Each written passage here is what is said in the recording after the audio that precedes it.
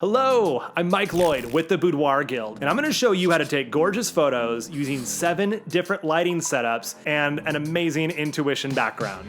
It's showtime.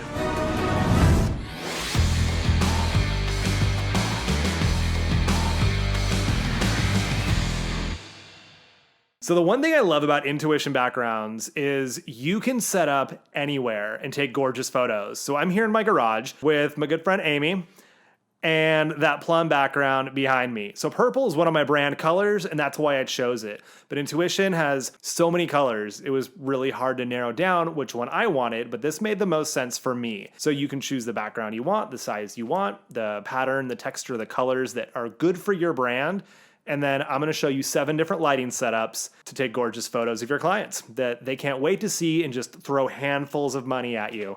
We've been sitting on top of a fortune.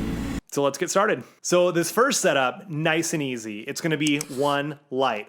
I have this 24 by 36 softbox over here, set off at 45 degrees from my subject, and there's a pretty good amount of distance between her and the backdrop. So the fall off is gonna darken the background, and it's not gonna cast any hard shadows from the light hitting her. This is one of my favorite ways to light people for headshots. It's great for contemporary portraiture.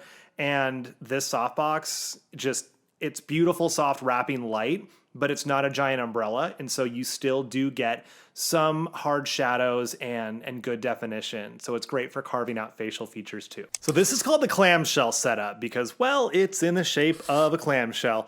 And if you're from San Jose, California, it's also the shark's power play hand motion. So you choose whatever works for you. This one's great because you can take really dramatic photos by turning off the bottom light there, or you can turn that on and it helps fill all the shadows in. So you'll notice in this first photo here, gorgeous, dramatic, dark portrait, very, very powerful. This is like Vanity Fair, shot by Annie Leibovitz kind of look. It's amazing. And then we flick on the bottom light, which turns it into a clamshell, and it fills a lot of those shadows in, but there's still shadows there. Now, if you have the bottom light up too bright, then it looks really washed out, like this one. We were intending to do this as a 2-light setup, but after we took the photos, we kind of like the 1-light setup better with just the overhead one, but you can choose to do this either way. This is great for headshots. I shoot tons of headshots and make a stupid amount of money doing this. Super easy setup, and the background is magic. And the cool thing about it is we started farther back from the background. You can see in this photo. And it was pretty dark. The background was almost black. So we moved about 3 feet. So roughly half the distance from where we originally were toward the background. And that gives us enough fall off with these lights to actually show the purple texture of the background. Now, if you have a lighter background, something like tan or gray, really anything but dark purple, then you probably won't even need to get quite as close to get some of that fall off on the background.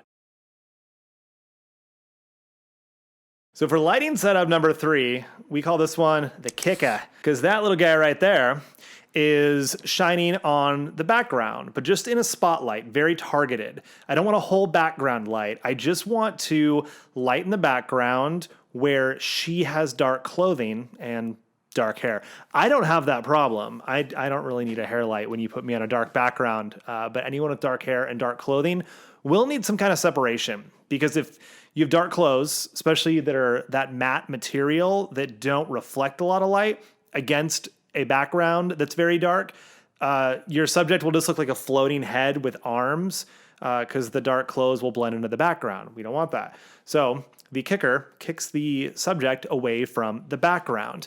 And there are 2 places to put a kicker. One is on the background, or one is on your subject. So you'll notice here in the first photo, I think it was a 30-degree honeycomb grid on there.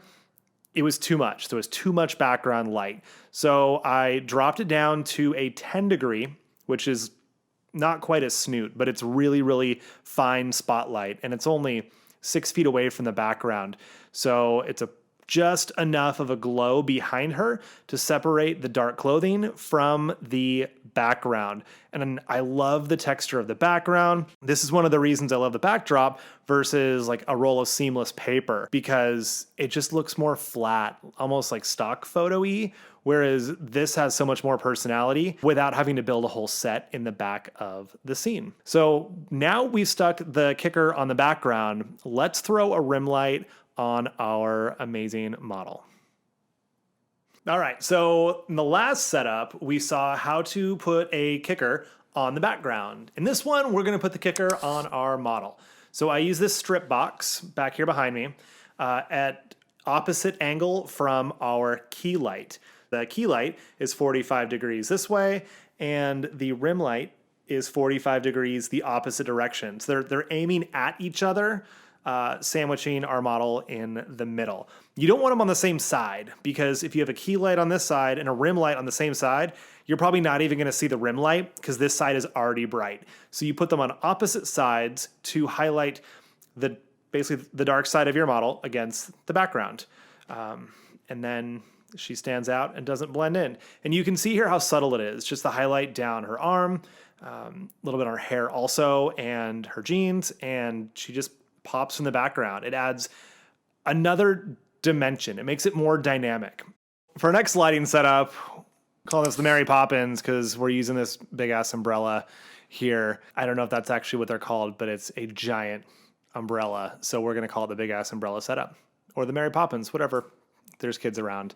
And it's emulating window light. That's the magic of this. So when you look at classic portraiture, like Rembrandt or I was going to say Caravaggio. I love Caravaggio, the chiaroscuro look. That's more of my boudoir style. And that one's going to come next. But this one is, if your subject was standing next to a big Vermeer, that's who the other one was, the Dutch painter Vermeer. They were amazing at showing window light, and that's what this particular umbrella creates.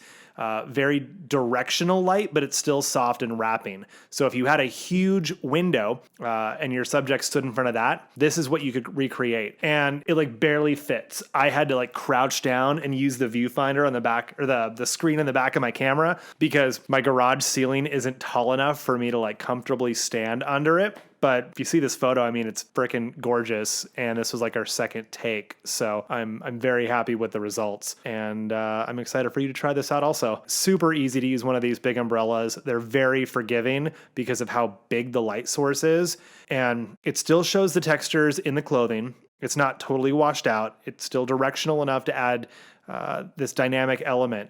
But it's very, very forgiving, and you can just comfortably pose your client through anything, and they're going to look amazing. Let's move on to something real dark and moody, which is more up my alley. So this is my favorite lighting setup. This is like literally how I make all of my money. It's a single strip light, strip box. It's a light with a strip box. You call it a strip light. But the magic, it's the grid on the front of this softbox.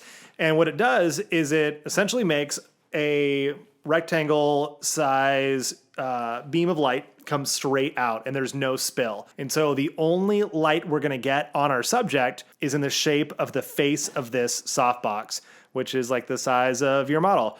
So your background basically falls to black. If there's things in the background, you're never going to know, because the only thing lit is just the side of your subject, as you can see here in the photos. It's really difficult to work with because, you know, normally like you bring a hand up here, but now there's shadows on the face, and it's very particular. But once you learn how to use this kind of light, it's magic.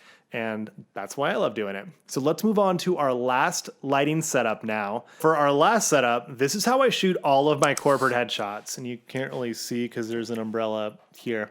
There she is. It's two umbrellas evenly spaced with this reflector. It's kind of like the Westcott eyeliner, but I just made my own, and it's wonderful. So that's the concept. Two even lights up here and then tons of fill down below. Super clean headshot. And we're about as far back against the background as we can get until the stool she's on is like touching the curve of the backdrop, so we're not pulling the backdrop down by getting too close to it. So we get tons of spill from these giant umbrellas, and the background is nice and lit. We don't need any hair lights or anything. You could add one if you wanted to, but I still think this is a pretty solid headshot, and any of your clients should be happy. So now you've got 7 different lighting setups to use for one background to make amazing, gorgeous photos, to make your clients super happy and make lots and lots of money.